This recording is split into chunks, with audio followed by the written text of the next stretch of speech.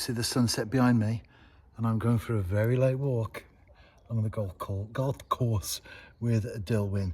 Now this is the point just up here at which we turn off. Let's see if I let him loose, he knows where to go. I'm sure he will.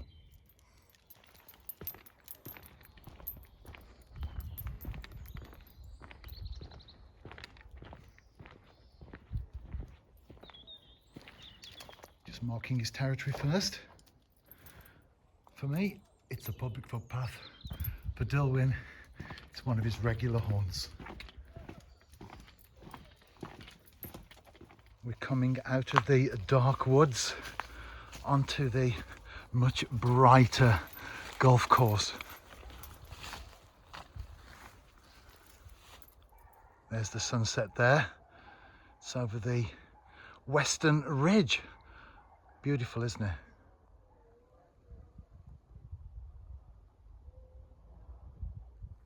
I'm on the western slope. This, as I've already mentioned, is the golf course. I'm about halfway up.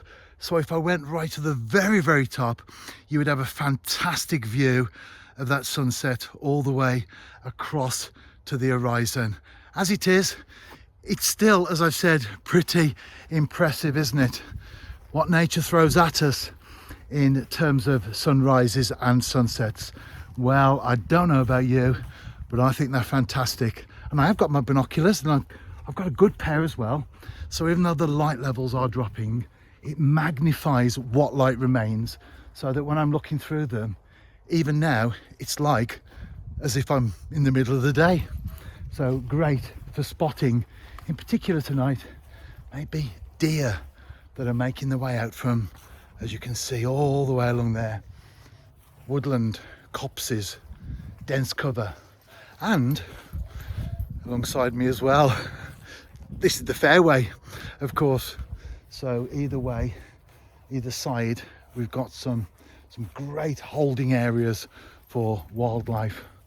Might see a late bird as well. I haven't seen a woodcock in the valley for a couple of years or so when we first moved in. Actually, we've been here 4 years in the autumn. Well, we're in the autumn now. I'll tell you what, time flies, doesn't it? And that's why we have to make the most of life. And I'm certainly doing that.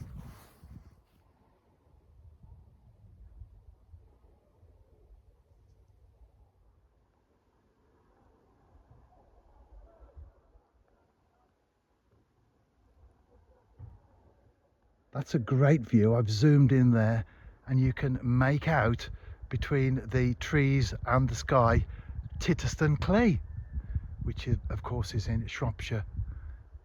And if I was going further along and I didn't have the valley there, the slope, I would be able to show you Brownclay. Coming along further, I can see the Malverns.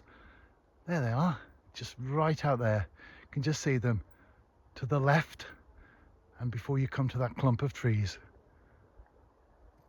Dilwyn, come on. Well, he's got his nose down. Just a couple of minutes or so ago, he was on the scent of something. Wasn't there in the area where he was, but it had been there, obviously. And you could see the exact path that it went. I've just been watching pipistrelles, bats, of course, if you're not familiar with those. It's a great time of the day to be out at sunset. It's quite dark now. And there's a tawny owl singing the other side, well, calling, should I say, the other side of the valley. Dilwyn, come on. Where is he? Here he is. Come on. Did you even go past there? He loves it. I love it. Everyone's a winner. As well as the previously mentioned Malvern Hills and Titterston Clay, I can actually see Cribbergarth, which is right on the border, England and Wales. It's just into Herefordshire, actually, although it does have a Welsh name. And beyond there, the Clent Hills. The sunset is still holding on, but it's now quite dark elsewhere. I'm beginning the descent back down the slope and back home. It's a beautiful moon as well, and the tawny owl has been joined by a couple of muntjac barking somewhere over there. But every time I put my phone on, they go quiet. There's the tawny owl. Can you hear that? Hopefully it comes out.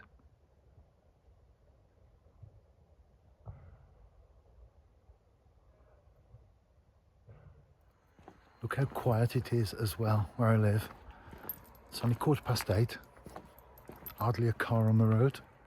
Back into my home road.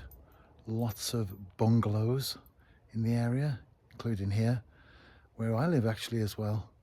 For all us old people who've now retired, or at least semi-retired and on the way to full retirement. I might still be working, but I've most definitely got a retired mentality. Home sweet home, my Hiraeth.